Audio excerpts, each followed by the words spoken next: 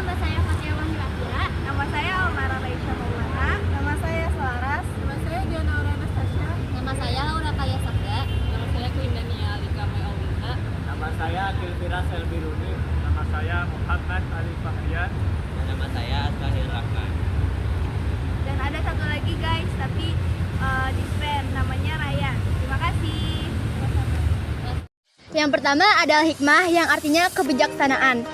Pengertiannya dari hikmah adalah berasal dari kata bahasa Arab yang berarti kebijaksanaan, kearifan, atau pengetahuan yang mendalam. Dalam konteks akhlak, hikmah adalah kemampuan untuk menempatkan sesuatu pada tempatnya yang tepat. Ia adalah gabungan dari ilmu yang mendalam, pemahaman yang tepat, dan tindakan yang tepat. Orang yang memiliki hikmah tidak hanya pintar, tetapi dia juga mampu mengambil keputusan yang adil, berbicara dengan santun, dan bertindak proporsional. Nah, cara membiasakan hikmah ini ada pertama dengan cara belajar terus-menerus. Kedua, dengan berpikir kritis dan reflektif. Ketiga, mendengarkan dengan baik. Keempat, mengambil pelajaran. Dan kelima, bersikap dengan tenang. Contoh hikmah, seorang guru yang memahami bahwa setiap murid memiliki cara belajar yang berbeda. Lalu, dia menggunakan metode pembelajaran yang sesuai dengan kondisi muridnya.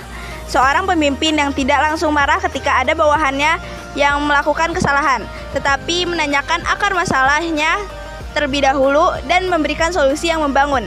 Ketiga, saat terjadi perdebatan, orang yang hikmah akan mendamaikan dengan kata-kata yang menyejukkan dan solusi yang adil untuk semua pihak. Keutamaan hikmah, kedudukan yang tinggi. Allah akan mengangkat derajat orang yang berilmu dan berhikmah. Pada surat Al-Mujadilah ayat 11, kemudahan dalam memecahkan masalah. Hikmah adalah kunci untuk menyelesaikan persoalan dengan cara terbaik, diampuni dosa. Rasulullah SAW bersabda, seseorang tidak diberi sesuatu yang lebih baik dan lebih luas daripada hikmah. Hadis riwayat Bukhari dan Muslim.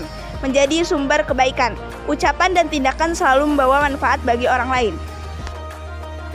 Pengertian ifah. Ifah adalah sikap menahan dan menjaga diri dari segala sesuatu yang diharamkan oleh Allah Subhanahu wa taala, terutama yang berkaitan dengan hawa nafsu, seperti syahwat, harta, dan lidah. Intinya adalah menjaga kehormatan diri dengan hidup sederhana, tidak meminta-minta dan tidak tergiur oleh hal-hal yang tidak halal. Kebiasaan dari ifah adalah bersyukur, selalu merasa cukup, qanaah dengan rezeki yang halal yang telah Allah berikan. Menjaga pandangan, menundukkan pandangan dari hal-hal yang diharamkan. Menjaga lisan, tidak membicarakan kejelekan orang lain atau ghibah dan tidak meminta-minta. Berpuasa, melatih diri untuk menahan hawa nafsu, terutama nafsu seksual dan perut. Memilih lingkungan yang baik. Bergaul dengan orang-orang yang soleh untuk saling mengingatkan dalam kebaikan. Contoh keutamaan ifah. Seorang karyawan yang diberi kesempatan untuk korupsi tetapi ia menolaknya karena takut kepada Allah dan ingin menjaga kehormatan dirinya. Kedua, seorang pemuda atau pemudi yang menjaga pergaulan dan tidak mendekati zina meskipun ada kesempatan. Yang ketiga, seorang fakir yang lebih memilih bekerja keras daripada meminta-minta karena ingin menjaga harga diri dan kehormatan. Ya. Berikutnya ada keutamaan ifah. Keutamaan ifah yang pertama adalah mendapat perlindungan dari Allah Subhanahu wa taala. Orang yang menjaga ifah akan dijaga oleh Allah. Yang kedua, yang berikutnya ada dicintai Allah. Sikap qanaah atau merasa cukup dan ifah adalah sifat yang dicintai Allah. Terjaga dari api neraka. Rasulullah SAW bersabda bahwa 3 golongan yang dijamin masuk surga, salah satunya adalah orang yang mampu berzina tetapi menjaga diri karena takut kepada Allah. Hadis riwayat Bukhari dan Muslim. Yang berikutnya ada ketenangan hati. Hidup tidak gelisah karena selalu merasa cukup dengan pemberian Allah. Pengertian saja'ah. Saja'ah sering diartikan sebagai keberanian. Namun dalam Islam, keberanian yang sejati bukanlah nekat atau takut pada hal-hal duniawi. Saja'ah adalah keteguhan hati untuk mengatakan dan melakukan kebenaran meskipun hal itu sulit, beresiko, atau tidak populer.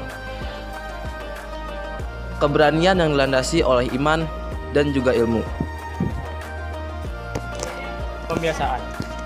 Dengan cara melatih kejujuran, yaitu berani berkata jujur meskipun pahit konsekuensinya. Kedua, mendekatkan diri kepada Allah. Hanya dengan bertawakal kepada Allah lah seseorang yang bisa memiliki keberanian sejati. Yang ketiga, membaca kisah teladan.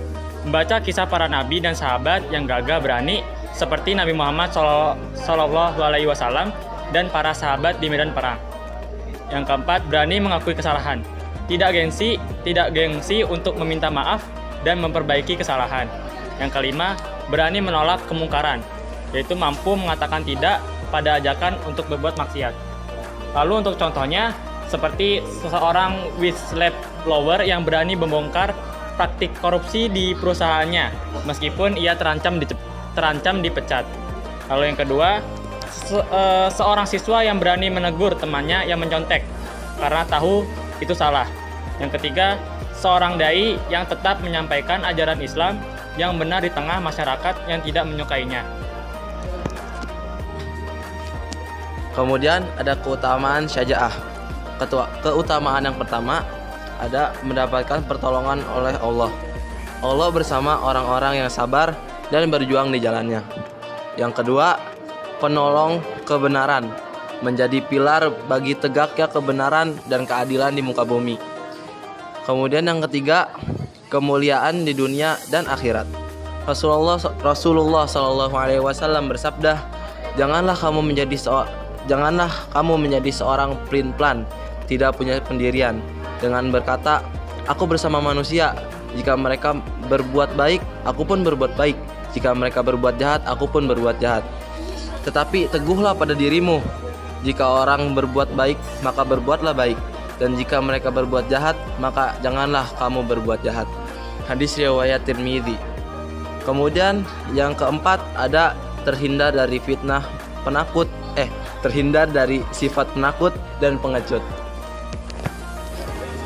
Akhlak terpuji yang keempat yaitu adalah secara bahasa berarti keadilan atau berlaku adil. Secara istilah adalah berarti menempatkan sesuatu pada tempatnya dan memberikan hak kepada yang berhak menerimanya. Keadilan dalam Islam bersifat menyeluruh, baik pada diri sendiri, keluarga, masyarakat, bahkan pada musuh sekalipun dalam konteks perang. Ia adalah fondasi dari semua kebaikan dan kemakmuran. Yang kedua yaitu pembiasaan dari sifat adalah. Yang pertama, bersikap adil kepada diri sendiri dengan tidak menzalimi diri dengan berbuat maksiat. Yang kedua, bersifat adil kepada keluarga, tidak membeda-bedakan kasih sayang kepada anak. Yang ketiga, bersikap adil dalam bermuamalah, jujur dalam timbangan, tidak curang dalam berdagang. Yang keempat, bersikap adil dalam berhukum, tidak memihak kepada siapapun meskipun kepada kerabat sendiri.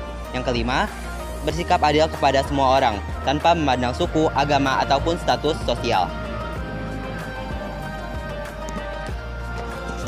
Adapun contoh dari pengertian adalah sebagai hakim yang memutuskan perkara berdasarkan bukti, hukum, meskipun terdakwa adalah saudaranya sendiri. Seorang orang tua yang tidak pilih kasih dalam memberikan perhatian dan hadiah kepada anak-anaknya. Yang ketiga, ada seorang pedagang yang memberikan timbangan yang tepat dan tidak mengurangi hak pembeli. Ada keutamaan dalam bersikap adalah. Yang pertama, sifat Allah Subhanahu wa taala. Allah adalah zat yang maha adil dan mencintai hamba-hambanya yang berbuat adil. Yang kedua, ada pondasi kekuasaan. Keadilan adalah kunci keberlangsungan dan keberkahan suatu kepemimpinan. Dan negara yang makmur tetap lestari dengan kekafiran, tetapi tidak akan lestari dengan kezaliman. Yang ketiga, ada dekat dan takwa. Sesungguhnya Allah menyuruh kamu berlaku adil dan berbuat kebajikan. Quran Surat An-Nahl ayat 90. Yang keempat, ada pendapat naungan di hari kiamat. Salah satu golongan yang mendapat naungan Allah di hari yang tidak ada naungan selain naungannya adalah pemimpin yang adil. Hadis riwayat Bukhari. Kesimpulan dari keempat akhlak ini, hikmah, ifah, syaja'ah, dan adalah saling berkaitan erat dan membentuk pribadi muslim yang paripurna. Seseorang yang bijaksana atau hikmah akan mampu bersikap adil atau adalah Untuk bersikap adil dibutuhkan keberanian atau syaja'ah, dan semua itu harus dilandasi dengan menjaga kehormatan diri atau ifah dari segala bentuk penyimpangan. Dengan membiasakan dan mengamalkan akhlak-akhlak mulia ini, seorang muslim akan meraih kemuliaan di dunia dan akhirat.